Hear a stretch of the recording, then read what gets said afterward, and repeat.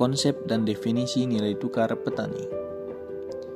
Nilai tukar petani atau NTP merupakan rasio antara indeks harga yang diterima oleh petani dan indeks harga yang dibayar oleh petani.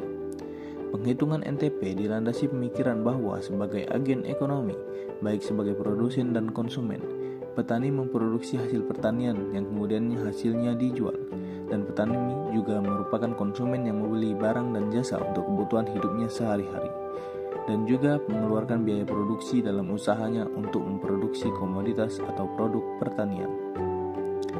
Cara membaca nilai NTP. Untuk NTP lebih besar daripada 100, berarti indeks harga yang diterima oleh petani lebih besar daripada indeks harga yang dibayar oleh petani. Petani mengalami kenaikan dalam hal perdagangan ketika rata-rata tingkat harga yang mereka terima mengalami kenaikan yang lebih cepat daripada tingkat rata-rata harga yang dibayarkan.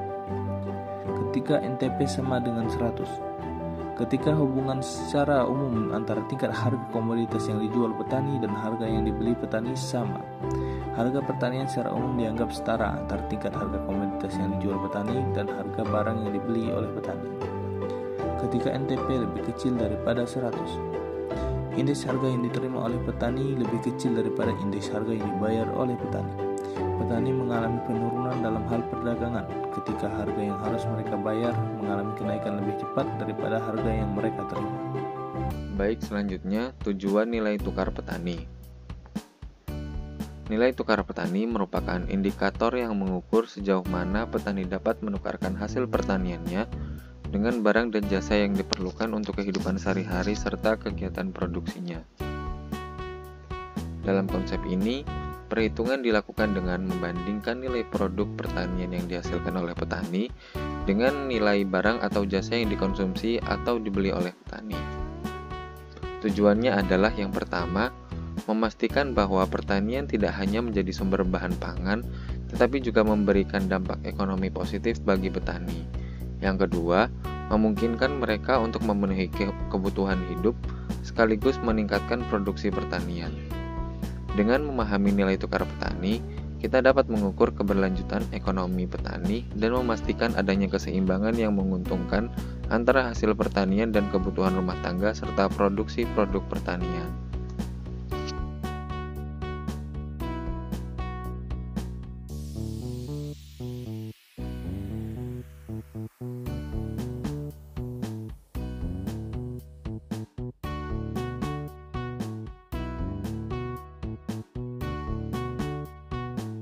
Saya di sini akan membahas tentang penghitungan nilai tukar petani.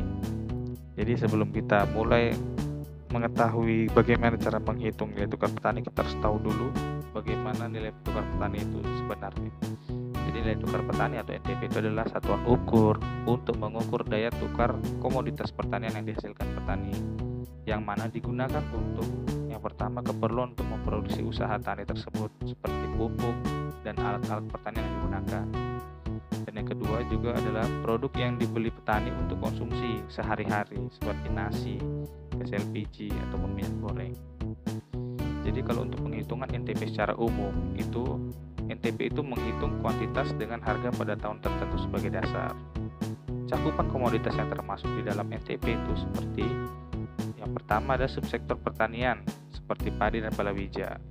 Kemudian ada subsektor hortikultura yang mana tercakup di dalamnya seperti sayuran, buah-buahan, dan obat herba.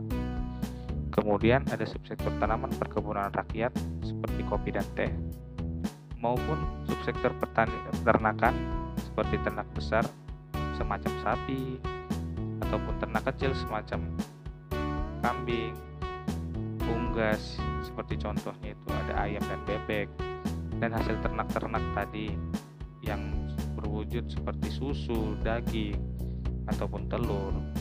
Nah, kalau dari secara formula kita dapat melihat bahwa NTP itu adalah pembagian dari indeks harga yang diterima petani dibagi oleh indeks harga yang dibayar petani.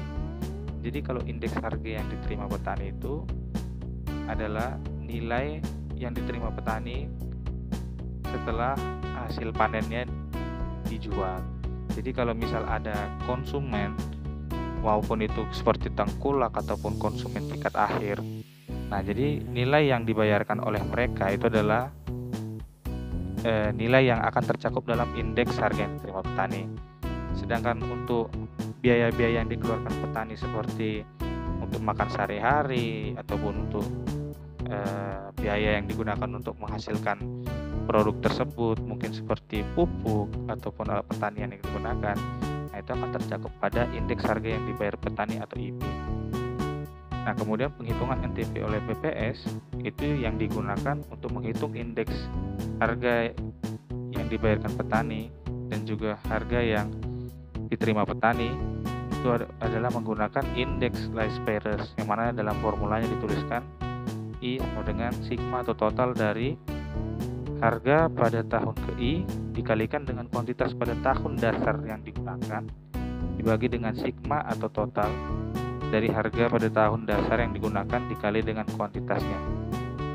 Nah, kemudian dari indeks Least Pares ini oleh BPS dimodifikasi sehingga bisa menyesuaikan dengan kondisi yang dibutuhkan.